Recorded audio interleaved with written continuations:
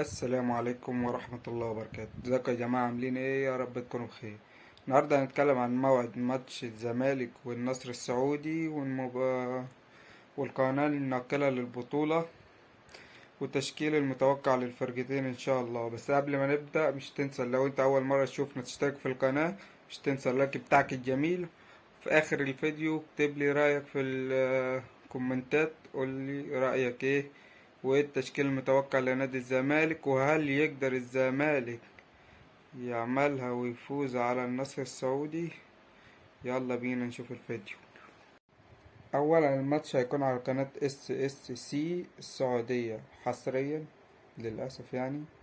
الماتش هيكون الساعة 6 بتوقيت مصر أم الدنيا، يوم الخميس إن شاء الله اللي هو بكرة. هل تتوقع بقى فوز الزمالك على النصر السعودي؟ خلينا نشوف تشكيلة الزمالك الأول. الزمالك هيبدأ محمد صبحي، حمزة المسلوسي، حسام عبد المجيد، محمد عبد الغني. تخيل محمد عبد الغني ممكن يمسك كريستيانو، الله أعلم. نص الملعب أحمد فتوح، رؤى. لو دونجا لسه مصاب هيكون رؤى، لأن طلعت أخبار كده إن دونجا اتصاب. ما احنا كل اللي بيلعب عندنا ماتش بيتصاب يقعد له أسبوعين تلاتة كده. فغالبا لو دونجا لسه مصاب هيبقى رؤى والسيسي. غالبا السيسي إذا عمر جابر، إذا بس هو غالبا هيحب يأمن نص ملعبه بالسيسي. نخش بقى على مين اللي قدام؟ نداي، شيكابالا، زيزو، الجزيرة. طب يا معلم، التشكيلة دي الحلوة دي، اللعيبة الحلوة الرايقة دي، تقدر تفوز على النصر؟ والله ما تقدر. اي نعم، اسم الزمالك فوق بعيد عن النصر، اسم اعلى من النصر واعلى من اي نادي سعودي واعلى من كل اندية السعودية، مع احترامي للسعودية. بس الاهلي والزمالك في مصر وفي افريقيا وفي الدول العربية وفي الشرق الاوسط مفيش نادي يقدر ولا يوصل كده في الاهلي والزمالك كده. يعني الاهلي والزمالك بعيدة اوي عن كل الاندية العالم العربي والشرق الاوسط كله، سواء بطولات سواء جماهير سواء تأسيس كل حاجة. فانت اللعيبة اللي اجت الدوري السعودي دي اجت عشان الفلوس، وهي خلينا نتكلم في الاخر في الموضوع ده. المهم، تقدر تفوز على النصر؟ لا مش تقدر. انتوا قول لي برضو رأيكم في الكومنتات. والزمالك يقدر يفوز على النصر بالتشكيلة الزمالك، مش هيقدر تشكيلة النصر. انا مش هيتعب تشكيلة، انا مش ببص على تشكيلة النصر، أنا ببص على تشكيل تاني. الكواليتي الزمالك ضعيف جدا جدا جدا، مع شوية حاجات اختراعات كده المدرب بيعملها، يعني زي ما سحب الجزيري ونلعب من غير مهاجم في وسط لعيبة الشباب ديت. ف شعب كمان الحكم هيعمل زي ماتش الشباب ولازم يفوز الفريق السعودي، هيجيبوا حكم ملاكي زي ماتش الشباب ولا لا؟ مش عارف.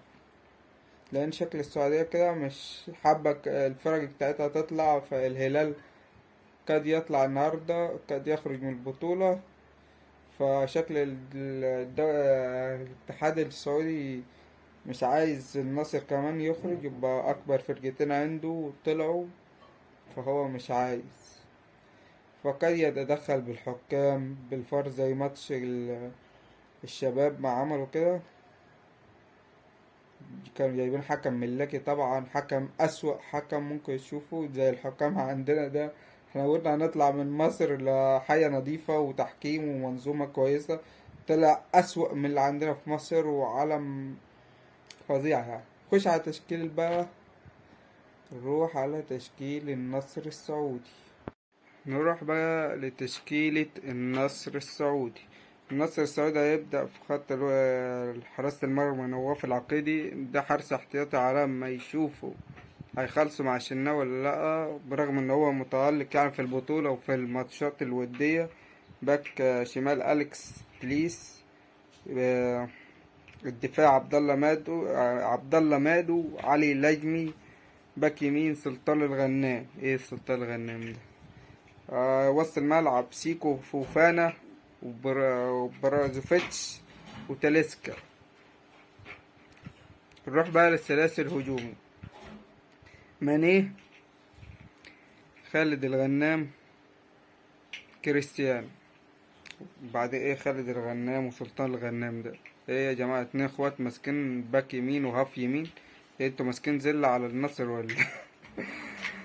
توجع بقى وقول لي بقى احنا ممكن نفوز على النصر. انا رأيي مفيش فرصة، مش عشان النصر عالي ولا عشان كريستيانو وماني وتاليسكا وفوفانا والحاجات ديت، لأ، عشان احنا كواليتي ضعيف جدا، والمدرب بتاعنا ساعات بيستظرف وبيستهبل كده، زي ماتش الشباب لما طلع الجزيري ولعبنا من غير مهاجم شوط كامل. فانا ما اتوقعش الفوز للزمالك ولا التعادل حتى. قول لي انت رايك في الكومنتات، ولو مش مشترك في القناه انزل حالا اشترك ودوس لايك، مش هتخسر حاجه والله. مش ايوه انا شايفك انت مش دوس يا اسطى اشتراك في القناه ولايك للفيديو وبتاع، وقول لي رايك في الكومنتات، ويلا سلام.